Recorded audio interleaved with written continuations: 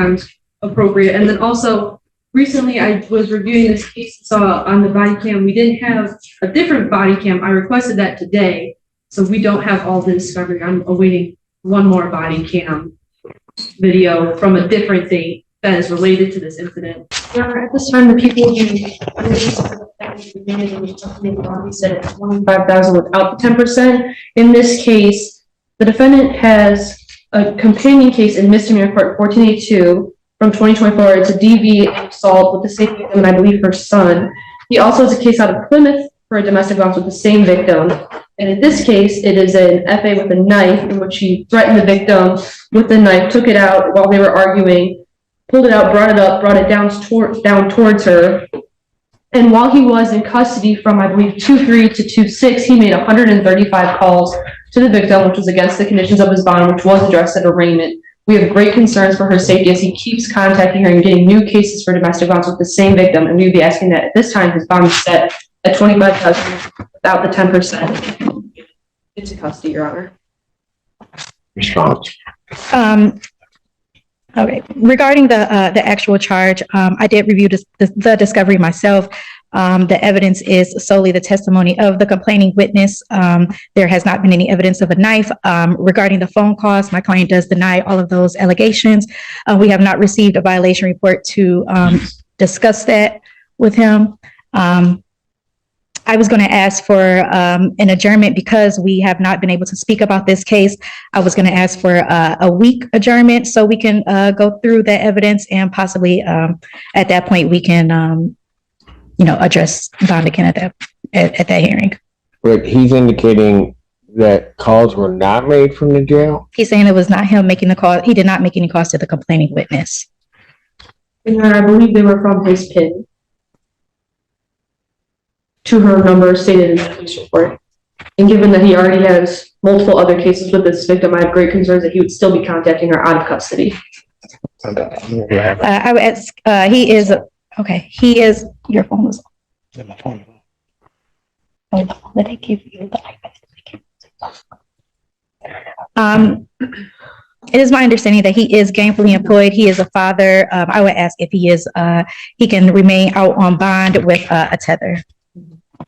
Well, but I'm a bit concerned about all of this contact. I mean, I've got these cases coming up while we were at the bench so that it's clear. Prosecutors indicating to me calls are coming from the jail from up to the 6th when he's released on that day. Mm-hmm. But he's arraigned on the 4th, and it's clearly indicated he's to have no contact. So, and if it came from his pen, I mean,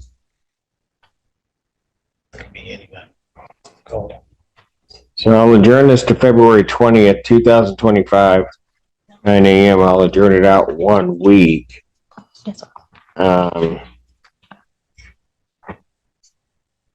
Would we be provided with the calls? Yes, I'll send those out or I'll send the email, have those released today. I'm going to set his bond at $25,000 cash surety as the amount. What was his bond set at initially? Personal? I believe it was the $25,000 with the 10%. And then the other case, he got a nominal $100 bond on the mistaken case. All right. So defendant's going to be remanded. He'll need to post that. And then at this point, defendant's phone privileges, given what the court has heard, are revoked so that he'll go into the jail. He won't have phone privileges. This is the court's intention. And then the prosecution is laying out a pattern.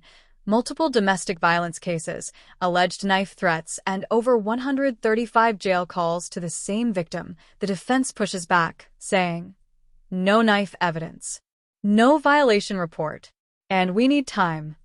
But here's the problem. The judge is already connecting the dots, and this is where courtroom tension starts boiling. You can get those through with your client, and we can figure it out next week. At this point, defendant's remanded.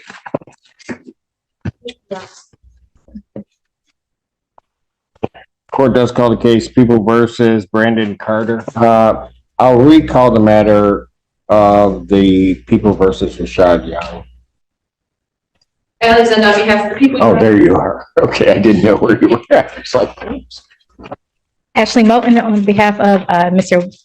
Young.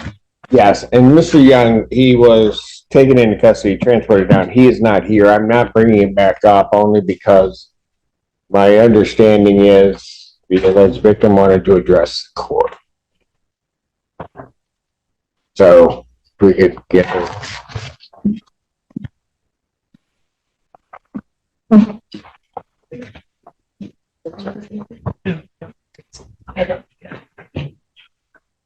Your name? Tandiana Yates. All right. Ma'am, I'm going to let you know, if it weren't for the people in the prosecutor's office and counsel, I wouldn't be calling your case back up and you probably would have been locked up. I'm just going to let you know because you don't come into the court that way, ever. Am I clear? Yes. What did you want to tell the court, ma'am? Okay, first I want to say I fully apologize for coming in here like that. I was unaware. I'm sorry. I just want you to know with this whole case, instead of incarcerating somebody, Go ahead. y'all need to try to help him. I don't know if the prosecutor let you guys know, but he has yes, I'm sorry. You can talk. I don't want to overtalk you. Well, you'll never do that, but I'm just going to let you know that I'm not going to sit here. You wanted to address something to the Yes, court. because I feel like it was inaccurate. I will listen to you. I'm not going to tell you or have you sit here and try to give me a lecture on how something should work. Oh, no, I will never do that. But I just noticed when I was looking on the Zoom that it was inaccurate information stated on you guys' record. And I just fully disagree when inaccurate information is stated on something that's very important like this. With the prosecutors, they should have called me instead of giving out inaccurate information because I would have just let you guys know. Instead, when I looked on that Zoom, it was inaccurate information stated on this, I don't know what you call in this courtroom. And I just fully disagree with that. So I wanted to make that known. Okay, let me just say this because you kind of blurted that out when you had come busting in here. And my apologies. So let me just tell you so that you can. The judge doesn't just raise the bond. He revokes phone privileges entirely. Why? Because if the court orders no contact and the defendant keeps calling anyway, the judge treats that as direct defiance. This is the moment when the courtroom shifts from discussion to enforcement. Understand what you're saying and what is being said.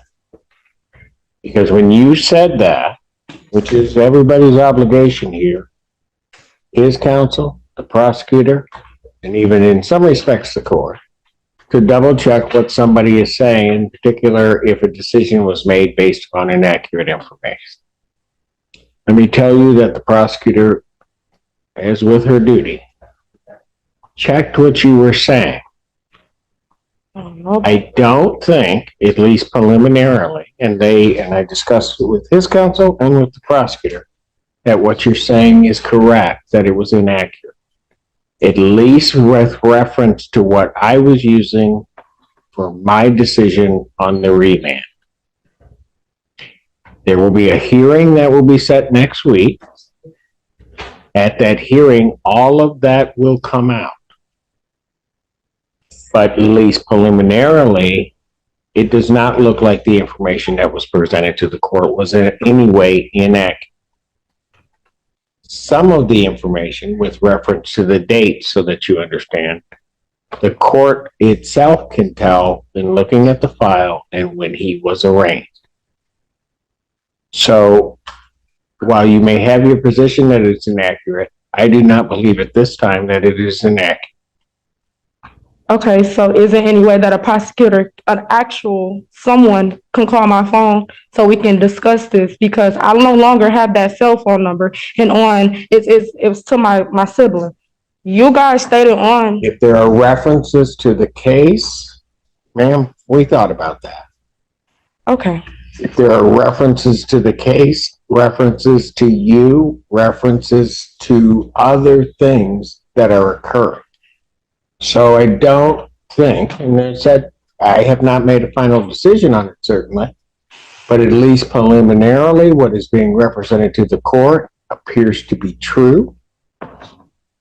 And we will flush it out at a hearing because that's the way our system works. Preliminarily, I have that. I took what remedies need to be done to enforce the orders of the court regarding no contact. It seems that that was violated. He will have his due process right to a hearing next week regarding that. But how is it violated when I have not physically talked to him? Just like when I came into the courtroom the first time and I sat down, he made it aware that I couldn't even be around him. I am not going to have a hearing on it right now. I will listen to you. That's just that was just very inaccurate to me, and I just felt like the way that y'all did that was no. Somebody should have. Y'all did what? Don't you turn your back on me, because I'm telling you what, you are trying my patience. No. You are trying my patience. I brought you back in here after you acted like. Now the victim steps in, and this is where things get emotionally complicated. She apologizes. She asks the court not to incarcerate him, but judges don't decide cases based on sympathy alone. They decide based on court orders being followed. And unfortunately, things are about to spiral. Like that? To listen to you. And then you're not going to listen to a thing I said. I'm done. If you want to attend the hearing next week, you can come to the hearing. I've tried to explain it. You are not listening. I am done. Do not say another word to me. Mr. Allen, remove her. Nobody. Remove her. You keep talking and there's going to be a problem. There's going to be a problem. If I may, Your Honor, Lauren Brown, Deputy Chief Public Defender. We did speak about that. She expects to have that today, and we think that that'll be plenty of time for us to be prepared for an exam. The one works for us. We'll be ready.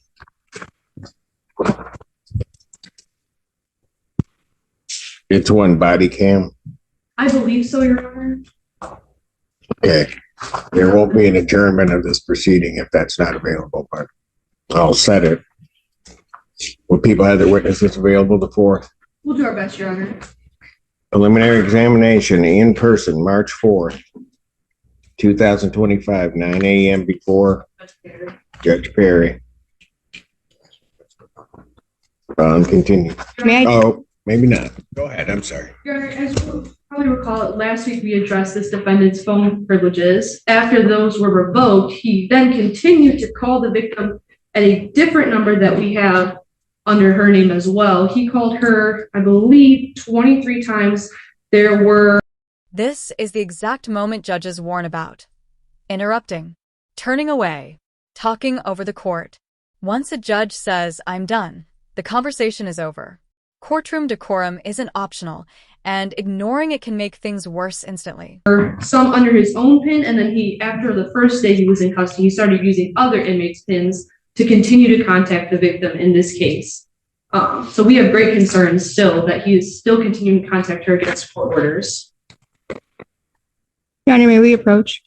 Yes. All right, record should reflect we had a bench conference in this case.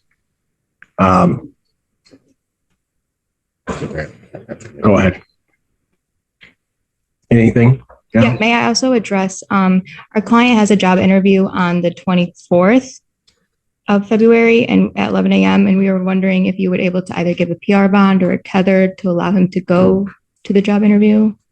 Well, here's part of the problem with this case, and I'll certainly let the people respond. This case came to my attention for various reasons. There was a hearing, really a hearing, but I heard from the alleged victim in the case.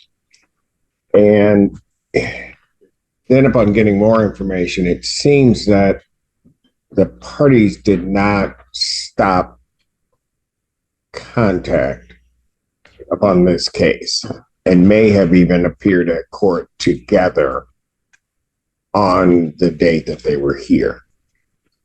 Further, the defendant got remanded in part because of phone conversations, then gets remanded this time and still can't follow the court's order.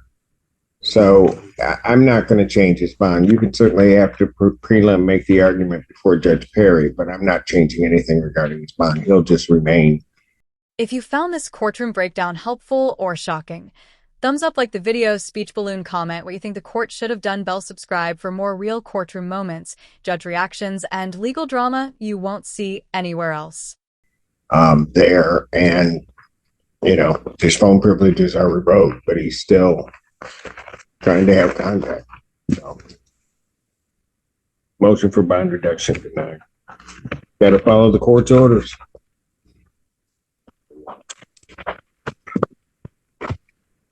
Your Honor. What's our next? Okay. Ms. Collier? Yes. Your case by stipulation had been adjourned